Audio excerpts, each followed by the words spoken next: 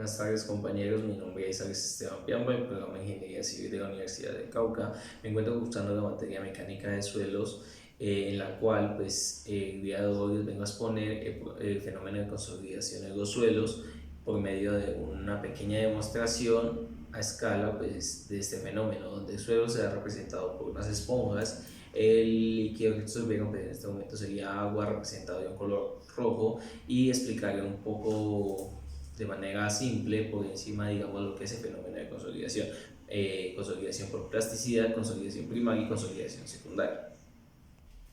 Bueno compañeros, como les venía diciendo, entonces en este momento pues encontramos a este diagrama, digamos aquí, de tres esponjas ubicadas representando el suelo, las cuales ya han sido cargadas pues con agua, absorbieron agua de color rojo, y entonces explicaremos un poco por encima, un poco de manera simple, lo que es el fenómeno de consolidación.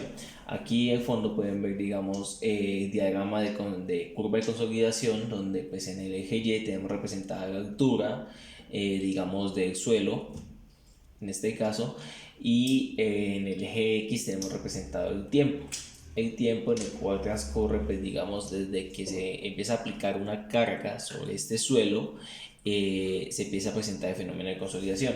El primer punto que encontramos en la curva de consolidación es la consolidación por plasticidad. Esto es debido a que en los suelos se presentan pues diferentes tipos de asentamientos por plasticidad y el asentamiento por el fenómeno de consolidación. Entonces encontramos que el primer punto es aquel donde al aplicarse una carga sobre el suelo, pues encontramos que el suelo cede un poco o merma su volumen un poco debido a la plasticidad del mismo suelo, de materiales que están en el suelo. Si lo vemos aquí, digamos, en el modelo que tenemos aquí del suelo, sería como aplicar una pequeña carga, la cual todavía pues vemos que no sale ningún líquido que tenga el suelo, sino que cede un poco en su volumen. Entonces de esta forma encontramos la consolidación por su plasticidad, la plasticidad natural de este caso pues de las esponjas, ya en el campo sería del suelo al aplicar una pequeña carga. Aquí retirando la carga pues vemos que volvió a su estado normal. Como lo pueden ver, la carga no merma mucho el volumen del suelo, no merma mucho su altura. Esto se puede ver en la misma curva de consolidación. Al aplicar dicha carga, observamos que el volumen o la altura que merma el suelo en la primera fase de consolidación por plasticidad pues es mínimo.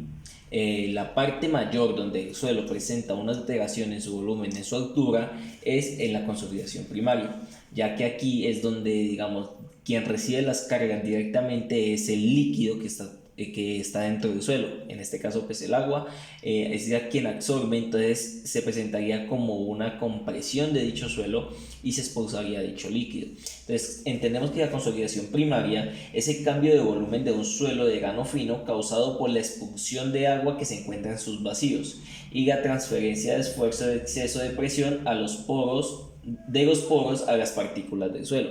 Como dije anteriormente, entonces este suelo presenta unos vacíos, unos espacios entre partículas. Esos vacíos son los que se cargan con líquido o con agua. Entonces cuando aplicamos una carga, esa agua es, digamos, comprimida, y ese suelo es comprimido, y entonces esa agua es expulsada, digamos, en este sentido. Lo vamos a ver en este momento aplicando una carga sobre nuestro modelo de suelo. Aquí encontramos la consolidación inicialmente, ya de manera de plasticidad por la plasticidad del suelo. Luego, aplicando mayor carga, venimos a encontrar que el suelo empieza a escurrir un líquido, empieza a escurrir el líquido que tiene en sus poros, y encontramos la consolidación primaria, donde empieza a expulsar todo el líquido que está dentro de él. De esta forma pues vemos cómo mermó considerablemente el volumen desde su punto inicial al volumen cuando se comprime y expulsa todo el fluido que está dentro de sus vacíos.